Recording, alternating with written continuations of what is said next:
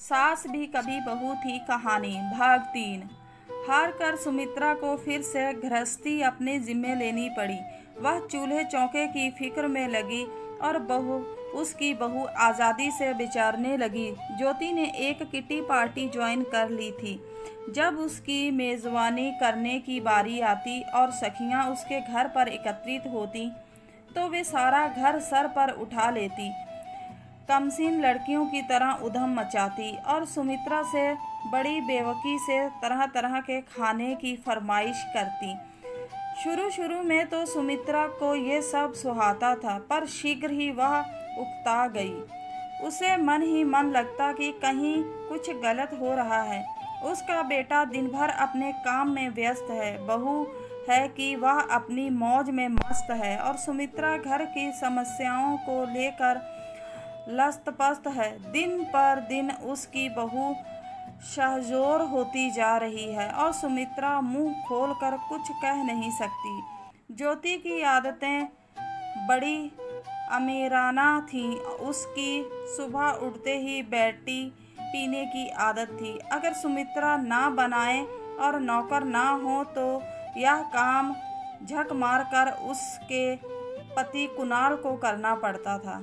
इस बात से सुमित्रा को बड़ी कोफ्त होती थी। ऐसी भी क्या नवाबी है कि उठकर अपने लिए एक कप चाय भी ना बना सके। वह नाक भौं सिकोड़ती हुई अपने पति को अपना टहलुआ बना डाला। यह भी खूब है। बहू होकर उसे घर भर की सेवा करनी चाहिए, पर यह सारा घर उसकी ताबेदारी में जुटा रहता है। यह अच्छी उल्टी गंगा बह रही है। एक आधा बार उसने ज्योति को प्यार से समझाने की कोशिश भी की। बहू, कितना अच्छा हो कि तुम सुबह सवेरे उठकर अपने पति को अपने हाथ से चाय बनाकर पिलाओ। चाहे घर में 1000 नौकर हों, पति को अपने पत्नी के हाथ की चाय ही अच्छी लगती है। माँ जी, यह मुझसे ना होगा, ज्योति ने मुंह बनाकर कहा।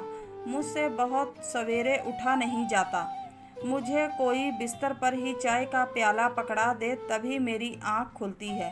चाहे घर में मेहमान भरे हों, चाहे कोई आए जाए, इससे ज्योति को कोई सरोकार नहीं था। उसका बंधा हुआ टाइम टेबल था। वह सुबह उठकर जॉगिंग करती या हेल्थ क्लब जाती, लंच तक सैर सपाटे करती, कभी ब्यूटी पार्लर जाती, कभी शॉपिंग करती। दोपहर में घर में उसकी सहेलियां इकट्ठी होती, ताश का अड्डा जमता।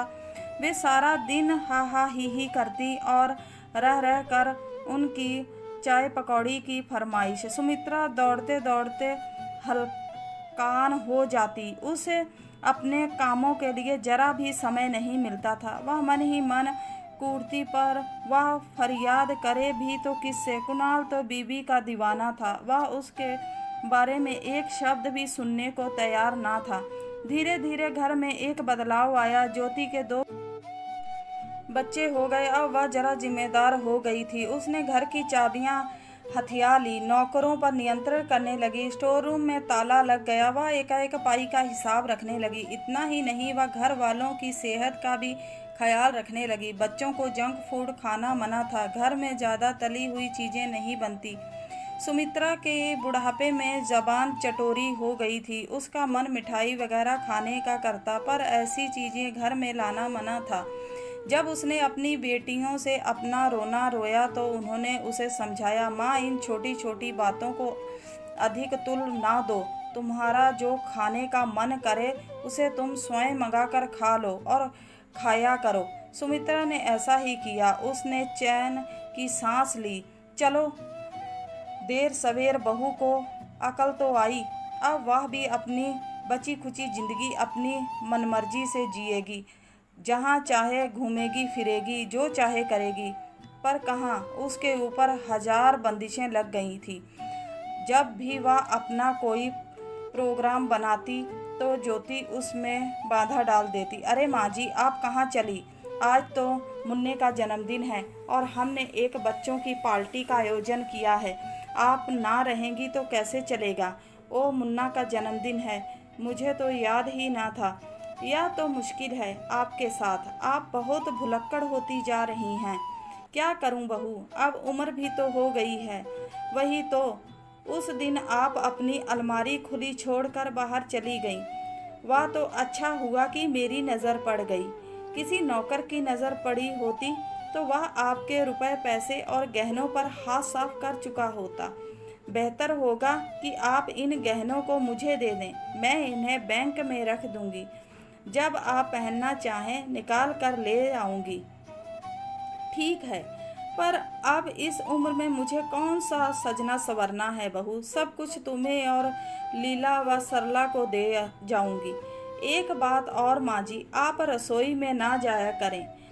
क्यों भला?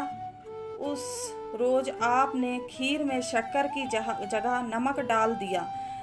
रसोइया बड़बड़ा रहा था। ओ बहू, अब आँख से कम दिखाई देता है और कान से कम सुनाई देता है ना। आपके बगल में रखा टेलीफोन घनघनाता रहता है और आप फोन नहीं उठाती। हाँ माँ, कुणाल कहता है, पता नहीं तुम्हें दिन पर दिन क्या होता जा रहा है। तुम्हारी याददाश्त एकदम कमज़ोर होती जा रही है। याद है उस दिन तुमने हम सब को कितनी परेशानी में डाल दिया था। सुमित्रा ने अपने दिमाग पर जोर दिया, पर उसे अपना पता ना याद आया। वह अपने बेटे का नाम तक भूल गई थी। या मुझे क्या हो गया, उसने घबरा कर सोचा।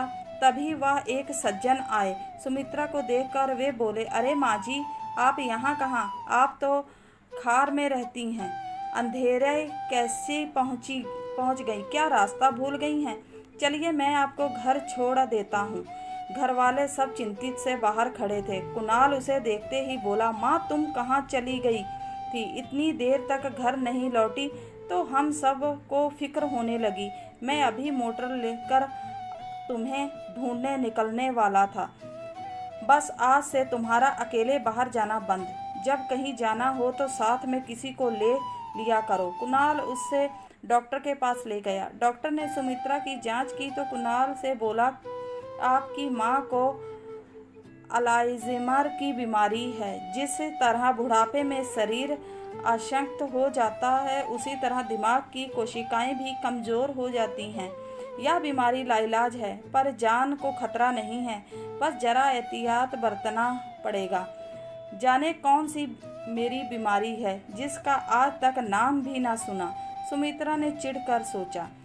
अब उसके बाहर आने जाने पर भी प्रतिबंध लग गया। सुमित्रा अब दिन भर अपने कमरे में बैठी रहती है।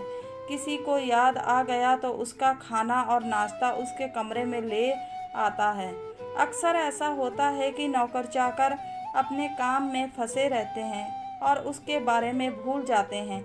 और तो और अब तो यह हाल है कि सुमित्रा स्वयं भूल जाती है कि उसने दिन का खाना खाया कि नहीं। अक्सर ऐसा होता है कि उसके पास टिपाई पर चाय की प्याली रखी रहती है और वह पीना भूल जाती है। आपको ये कहानी कैसी लगी? अच्छी लगी हो तो प्लीज़ कमेंट करना। मिलते हैं भाग चौथे के साथ, तब तक के लिए बाय।